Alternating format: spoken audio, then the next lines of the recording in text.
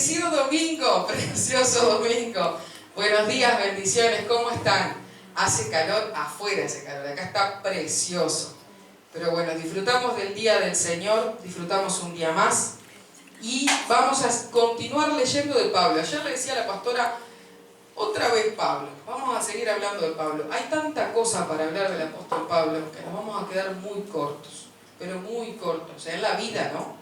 En la vida, porque las mismas situaciones que le pasaban al apóstol son las que nos pasan a nosotros, o nos pueden pasar a nosotros. Entonces vamos a ir a Hechos 27. Hechos 27. ¿Se acuerdan que el otro día le contaba de que el apóstol tenía que hacer una defensa porque lo habían apresado? Y lo tenían como en una prisión preventiva, como se dice ahora, ¿no? Estaba como con 120 días de prisión preventiva y mientras tanto, él tenía que hacer como su defensa, ¿sí? Una defensa en cuanto a la acusación que le estaban haciendo. Entonces, ¿qué pasa? Cuando pasa por diferentes autoridades, Pablo de repente dice, bueno, ¿saben qué? Me cansaron. Voy a ir a hablar directamente con el dueño del circo, que en este caso era el César. ¿Dónde estaba César? En Roma. ¿Qué era Roma? La ciudad de Pablo, su ciudad. ¿Y por qué le digo esto de leer? Hicimos una oración hace un ratito, porque bueno, lleva un tiempo esto que vamos a leer. Bien, en Hechos 27 dice, cuando se decidió que habíamos de navegar para Italia, entregaron a Pablo y a algunos otros presos a un centurión llamado Julio de la compañía Augusta. En el 2 dice, y embarcándonos en una nave adramitena que iba a tocar los puertos de Asia, zarpamos, estando con nosotros Aristarco, macedonio de Tesalónica. Al otro día llegamos a Sidón y Julio, el centurión, tratando humanamente a Pablo, le permitió que fuese a los amigos para ser atendidos por ellos. En el 4 dice, y haciéndonos a las velas, desde allí navegamos a Sotavento de Chipre, porque los vientos eran contrarios. Habiendo atravesado el mar frente a Cilicia y Panfilia, arribamos a Mira, ciudad de Licia. Y usted dirá, ¿por qué todo esto?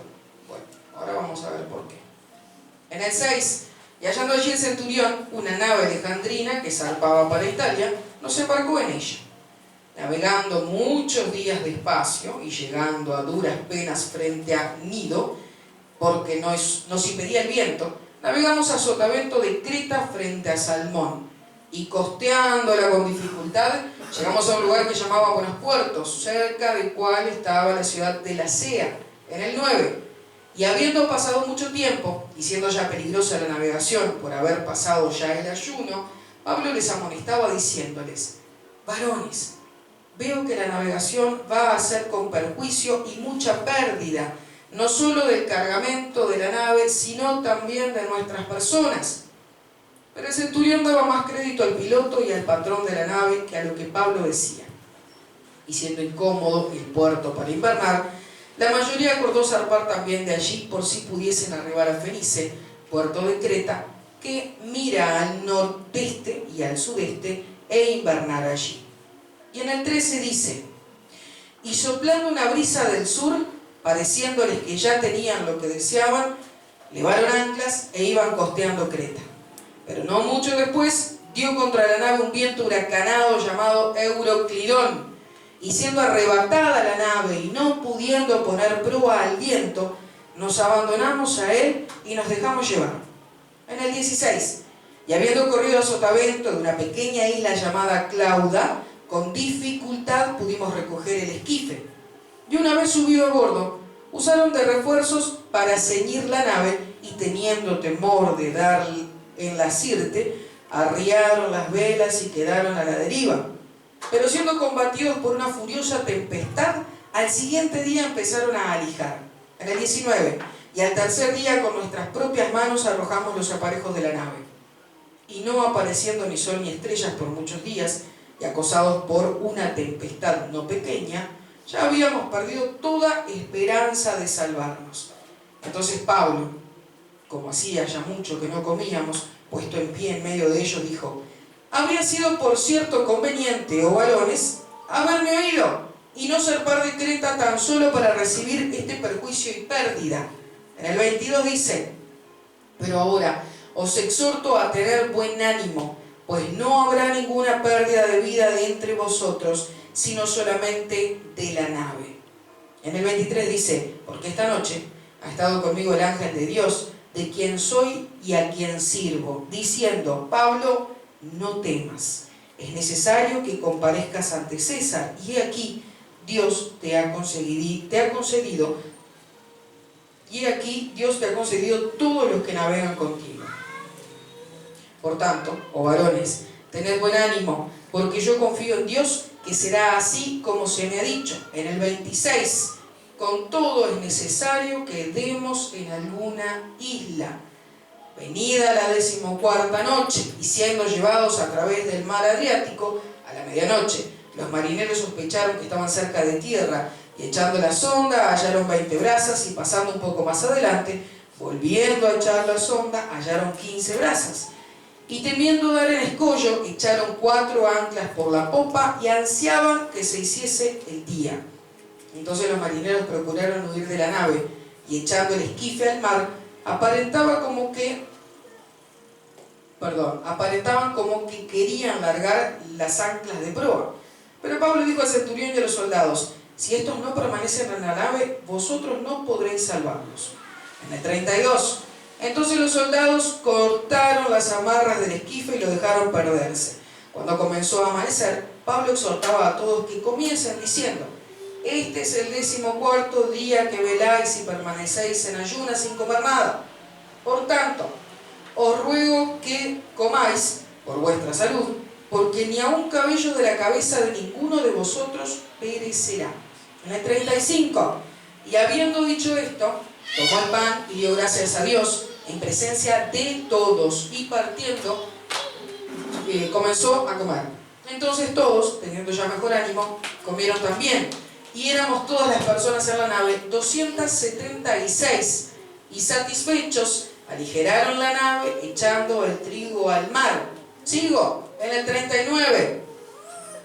Cuando se hizo de día, no reconocían la tierra, pero veían una ensenada que tenía playa, en la cual acordaron varar si pudiesen la nave. Cortando pues las anclas, las dejaron en el mar, largando también las amarras del timón, e izada al viento la vela de proa, enfilaron hacia la playa. Pero dando en un lugar de 2 aguas, hicieron encallar la nave, la proa hincada quedó inmóvil, y la popa se abría con la violencia del mar. Entonces los soldados acordaron matar a los presos para que ninguno se fugase nadando. ¿Quién estaba preso? Pablo. Pero el centurión, queriendo salvar a Pablo, les impidió este intento y mandó que los que pudiesen nadar se echasen los primeros y saliesen a tierra. En el 44, y los demás, parte en tablas, parte en cosas de la nave. Y así aconteció que todos se salvaron saliendo a tierra. Yo que le dije que teníamos que leer. ¿Por qué leímos todo esto? Esto es un relato de un naufragio. Un naufragio donde iban 276 personas, primero en un barquito, después pasaron por un puerto, se fueron a otro barco, una embarcación más grande, donde habían presos, había tripulación y había autoridades, ¿sí? Gente de las fuerzas, digamos, que eran los que acompañaban a los presos. Habitualmente, cuando había una embarcación que tenía presos y que iban de un lugar a otro, donde había siempre agua, si la embarcación tenía algún problema, los presos se mataban, porque no había manera de que si naufragaban y los presos llegaban a tierra, iban a quedar libres. Entonces había que matarlos. Siempre esa era la solución por las dudas del naufragio. Entonces, ¿para qué leímos todo esto medio entreverado y que me cansó? Porque Pablo pasó por todas estas ciudades, por todos estos puertos, ¿sí? Bordeando las costas. Costas que no conocían, lugares que eran inhóspitos. Pero no solamente eso, sino en medio de la tormenta, en medio de una voraz tormenta. Habla acá de un, ¿cómo es que le llama? ya les voy a decir, un euroclidón, ¿sí? Esto era un viento huracanado, nada más y nada menos. Imagínense una embarcación sumamente grande en la que tienen que empezar a tirar cosas porque están perdiendo la guía, están perdiendo la dirección, y en un momento dado tiraron hasta las balsas, los esquifes como le llaman ellos, los tiraron, que son los únicos que se utilizan para ir a tierra, los tuvieron que tirar también porque no había manera de poder controlar absolutamente nada. Entonces el hombre en el barco no tenía control. ¿Bien? Bueno, habla de un ayuno también. Vamos a entender qué era esto del ayuno. Ellos se encontraban en pleno otoño, donde había una ley solemne aún, que la vamos a encontrar en el Levítico. No lo anoté, así que no lo vamos a buscar. Está en Levítico, donde habla de que tenían que permanecer durante 10 días haciendo ayuno. Sí, esto era una preparación espiritual, ¿sí? La santa convocación que le llamaba, era parte de la ley, era parte de lo que había dejado Moisés, y como judíos lo tenían que realizar, ¿sí? Entonces, esto se hacía en el 7º mes de Tisri, o sea, en septiembre. Estaban en pleno otoño, ¿bien? Hacía frío y estaban varados en el mar. Entonces, luego de que Pablo, como les dije hoy, fue apresado y presentado delante de diferentes autoridades para oír su defensa y llevado a Roma, lo que no sabían era todo esto que le iba a pasar. Bueno, automáticamente Pablo es enviado a una embarcación con gente que no conoce, tiene un aliado, y en este caso se llamaba Julio, y no era cualquier aliado, era una autoridad. ¿A usted no le pasa que por ahí dentro de algunos lugares tiene como una persona a la que le agrada? A la que un poquito le agrada. Puede haber más de los que les desagrada, pero hay uno, ¿sí? Al que Dios lo hace a usted caer en gracia. No es por la linda cara o la linda sonrisa que nosotros podamos tener. Es porque la gracia de Dios y la presencia que Pablo tenía hacían que hallara gracia delante de una autoridad, como en este caso Julio. Don Julio lo ayudó a Pablo a que no lo mataran, nada más y nada menos. Bueno, en sus planes conmigo Dios incluye a otras personas, buenas y malas. Fíjese, un barco grande, 276 personas, y hay una parte acá donde dice, primero Pablo no sabía y dice, vamos a perecer, ¿sí? Lo leímos, vamos a perecer. Si no tiramos las cosas del barco, nos vamos a morir todos. Al principio eso pensó Pablo. Acá hay un relato, ¿sí? Que lo hace Lucas. Lucas es un compañero fiel, un amigo fiel y otro servidor de la obra, y es el que va escribiendo, ¿sí? Porque al principio del capítulo 27 dice, cuando se decidió que habíamos de navegar para Italia. Entonces Lucas va haciendo la reseña de todo lo que van viviendo, todo lo que va viendo, todo lo que Pablo va diciendo y las revelaciones que van teniendo. ¿Me va siguiendo? Bien, en el versículo 29 dice, entonces los marineros procuraban huir de la nave y echando el esquife al mar, aparentaba como que querían largar las anclas de proa, y temiendo dar en escollos, echaron 4 anclas por la popa y ansiaban que se hiciese el día. Ya había pasado la tormenta, estaban en la tormenta, y lo único que ellos ansiaban, las autoridades que estaban ahí, los presos y la tripulación, era que llegase el día. Lo mismo que a nosotros nos pasa cuando tenemos una situación que se nos ha alargado, se nos ha hecho larga la espera, se nos ha hecho largo el sufrimiento. Lo único que queremos es que llegue el día, que se haga la luz. Y le decimos, Señor, ¿por qué no llega? ¿Por qué no termina esta tormenta? ¿Por qué no para ya? ¿Por qué no para ya? Esto lo vemos en el versículo 29. Bien, pero ahora vamos a seguir leyendo. Y acá viene la parte más interesante. Vamos a ir al capítulo 28. Dice, capítulo 28, Hechos 28. Estando ya a salvo, supimos que la isla se llamaba Malta. Llegaron a tierra. ¿Pero cómo llegaron a tierra? Con el barco despedazado. Unos salieron con una tabla, otros nadaron, otros salieron con partes de una nave, que no se me ocurre qué cosas puede tener una nave de aquella época dentro, pero bueno, imagínense capaz que cosas de la cocina, no sé, algunas para dormir, Balsa. no, balsas no tenían ninguna, ya las habían tirado todas. No había nada inflable. Algún barril, no, inflables no creo que hubiese, más madera que otra cosa, ¿no? Me imagino. Entonces se hizo bolsa la nave y con eso pudieron llegar a tierra. Dice, estando ya a salvo, supimos que la isla se llamaba Malta. Y los naturales, los malteses, nos trataron con no poca humanidad. ¿Qué quiere decir con no poca humanidad? Parece una trampa. Hay un no y hay una humanidad y hay una cosa ahí. Los trataron muy bien. Ellos llegaron a una ciudad, a una isla que no conocían, donde había mucha gente, no tanto, pero los trataron con humanidad, los trataron muy bien. Porque encendiendo un fuego nos recibieron a todos a causa de la lluvia y el frío, pleno otoño. Me imagino yo que los malteses estaban viendo cómo sacaban las cosas y cómo venían nadando en medio de las tablas, esperaron a que llegaron, prendieron el fuego y ahí los recibieron. Venga, capaz que le trajeron alguna manta, algo para taparse, me imagino. Entonces, en el 3, habiendo recogido Pablo algunas ramas secas, ¿Pablo qué hizo? ¿Los presos cómo van habitualmente? Encadenados. Imagínense que en medio de la tormenta, ¿sí?, los presos lo primero que quieren hacer es soltarse, porque tras que usted necesita agarrarse de algún lugar, está en un momento de inestabilidad, lo que no le puede pasar es estar atado. Y si usted está preso y encima está atado y está en un lugar de inestabilidad, imagínese lo que le puede pasar, se da contra todos lados. Entonces, en ese proceso supongo yo que el centurión dijo, bueno, vamos a desatarlos. Llega Pablo y Pablo ¿qué hace? ¿Se sienta a llorar? No, empezó a juntar unas ramas. Fue útil.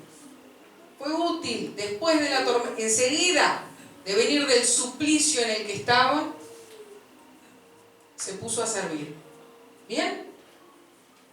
Pero me faltó decirle algo interesante antes, perdón que acá me desordeno un poco. En el 22, perdón, capítulo 27, versículo 22, porque no es menos importante. No sé por qué me lo salteé. 27-22, donde habla que exhorta a Pablo a tener buen ánimo, pues no habrá ninguna pérdida de vida entre vosotros, sino solamente la nave. Porque esta noche ha estado conmigo el ángel de Dios, de quien soy y a quien sirvo. En medio de la tormenta el ángel del Señor se presentó. ¿Por qué pensamos que en la tormenta Dios no nos ve? ¿O no nos escucha? ¿O nos deja que nosotros nos golpeemos dentro de la nave y espera ahí paciente? No, el Señor nos habla. Dios nos habla y nos aconseja también, pero más que eso, nos dice, tranquilo, tranquilo. Y si crees que estés tranquilo, ¿para qué me mandás una tormenta? Vos tranquilo, que todo esto por algo es. ¿Y para qué me haces pasar por todo esto? Bueno, pero así tiene que ser, dice el Señor. No es que a mí me da la gana. No. Hay caracteres que se forjan de una manera. Hay otros que se forman más suave. Pero aquellos que tienen que tener un carácter como el de Pablo, perdóneme que le voy a decir, si usted en algún momento lo admiró a Pablo, va a tener que pasar por lo mismo. Porque si yo quiero eso que Pablo tiene, tengo que pasar por las mismas cosas que Pablo pasó. Pero en este caso Dios no me va a mandar a un barco, no sé, yo por las dudas, al buquebús no lo voy a subir. Pero Dios nos puede mandar otro tipo de tormentas. Pero aparte de la tormenta, también manda el ángel de él. Y dice, en el 24, no temas. Yo me los imagino a los ángeles hablando despacito, porque si hablaran fuerte, será como voz de trompeta. No temas, dice el ángel. Es necesario que comparezcas ante César, O sea, no te vas a librar de la tarea que fuiste a hacer, ¿no? Porque en realidad vos saliste de un lugar para hacer lo que pediste hacer, porque esto Pablo lo había pedido. Dijo: yo ante el César, ustedes no tienen nada que ver. Entonces dice: he aquí Dios te ha concedido todos los que navegan contigo. Y he aquí Dios, ¿sí? Entonces, ¿esto qué quiere decir? Vos te vas a salvar y también los que van con vos. Entonces, en esta situación en la que no entiendo lo que Dios está haciendo, también hay gente conmigo que no es buena ni mala, o que no es mala ni buena, y que también va a recibir algo de parte de Dios, como en este caso una salvación. Aquel que a vos te acompaña y que a mí me acompaña en la vida, que está a mi alrededor y que no tiene nada que ver muchas veces conmigo, también va a recibir algo de Dios. Pero Pablo, ¿qué hizo? Pablo no se quedó callado. Pablo les dijo: vino el ángel de Dios y me dijo. Entonces yo les comunico a ustedes: tranquilo, tranquilo. Y así como le pasó a ella, que se le pasó en 2 segundos, así nos tiene que pasar a nosotros. Tormenta, la voz de Dios, me calmé. No sé si pasa así, pero bueno. Vamos a continuar en el 28. ¿Me va siguiendo? Entonces, 28:3. Dice la palabra: entonces, habiendo recogido Pablo algunas ramas secas, las echó al fuego, y una víbora, huyendo del calor, se le prendió en la mano. Cuando los naturales vieron la víbora colgando de su mano, se decían unos a otros: ciertamente este hombre es homicida, a quien, escapado del mar, la justicia no deja vivir. Entonces los malteses decían: mirá, este pobre hombre viene escapando de la tormenta, le pasó todo, está preso y encima tiene la suerte que lo pique una víbora. ¿No? No puedo tener más suerte, dijo usted un día. No me puede seguir pasando todo esto. No me puede seguir pasando todo esto. Tengo algo para leer acá en el teléfono, que justo me queda la cámara ahí enfrente. Espere, que le quiero leer un relato que encontré. Autores y cosas que uno encuentra navegando por internet. Usted no se limite a hacer búsquedas, porque estas cuestiones y todo lo que Dios nos quiere hablar, puede ser que a otros les haya hablado antes. Y dice así este relato. Esto es un cuento, que tiene que ver con lo que estamos hablando. ¡Qué horror! Una víbora lo ha mordido. El hombre, con las ropas empapadas por la lluvia, no pierde la calma. Los isleños quedan paralizados. Sus ojos se abren con pavor.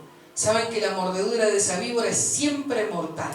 Nadie jamás se ha salvado.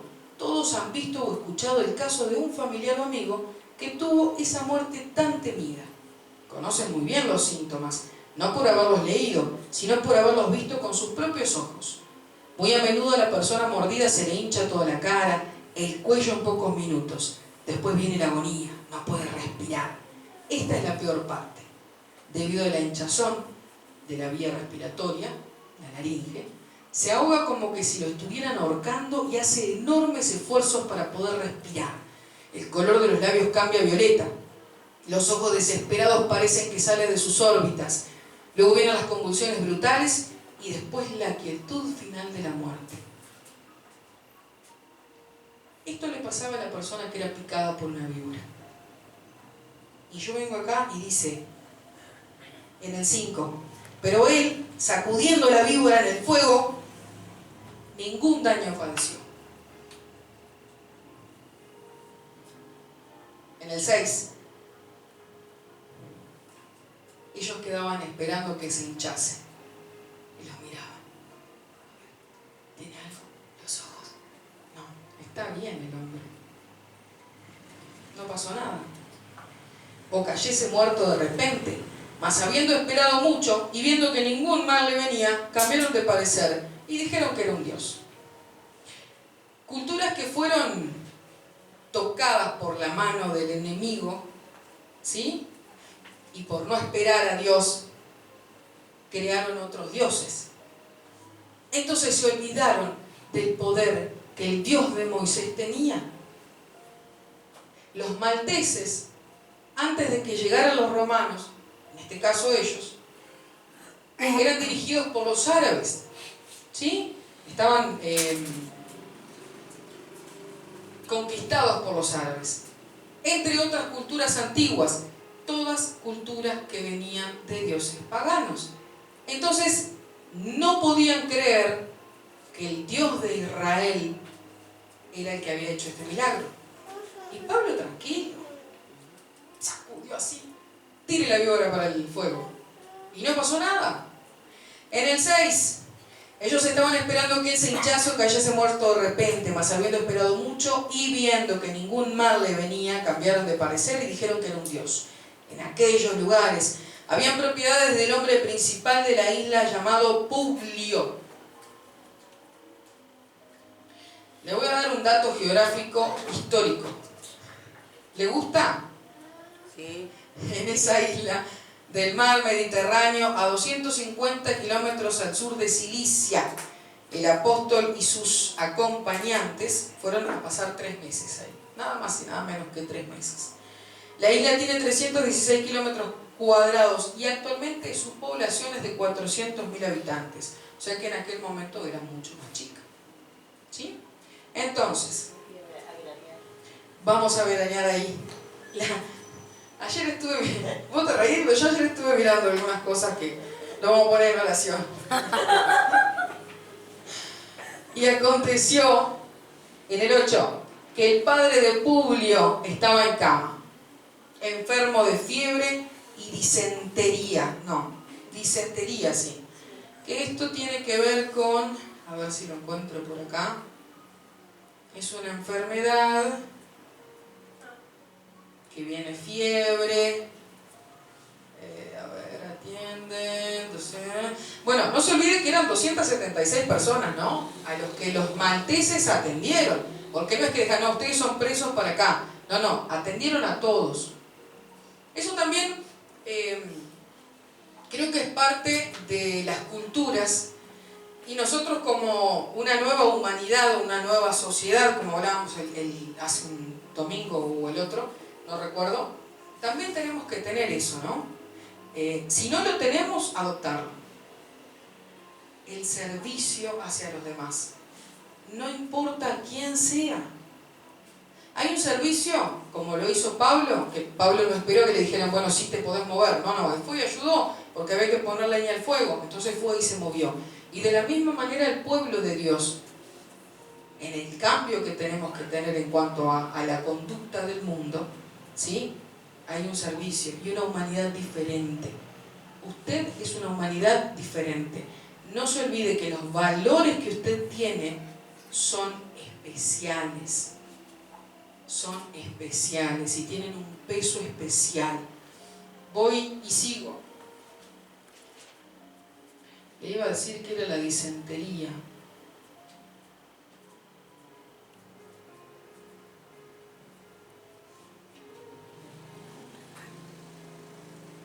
No lo voy a encontrar así. Ah, sí, acá lo tengo. Dice, los isleños esperan en vano los síntomas mortales. Aún los mismos... Bien, no se lo voy a leer porque no lo voy a encontrar. Voy de nuevo. Aconteció que el padre de Publio, porque no se lo iba a leer, por eso no lo guardé, estaba en cama, enfermo de fiebre y disentería. Y entró Pablo a verle, y después de haberle orado, le impuso las manos y le sanó. ¿Y Pablo por qué entró a verle? Yo me preguntaba, uno es medio metiche, así, va a algunos lugares que no lo llaman. Sí, no me digan que no, porque sí. Pero no de metiche, no de que yo quiero saber qué hay, sino de que yo oí que había alguien enfermo. Yo escuché que alguien estaba necesitando algo. Y como quien no quiere la cosa, voy así, me acerco. ¿Quién precisa ayuda? ¿Quién necesita oración? ¿Quién precisa que lo escuche? No siempre nos pasa, lo sabemos. Hay un trajín del día, hay una cosa ahí que a veces no puedo salir, no tengo la moto, no tengo esto, me quedé sola, que los gurises. Pero siempre estábamos prestos a un oído. Y no me diga que no, porque sí. Entonces, Pablo llega, lo ve y después de haber orado le impuso las manos y ¿qué? Y le sanó. Hecho esto, también los otros que en la isla tenían enfermedades venían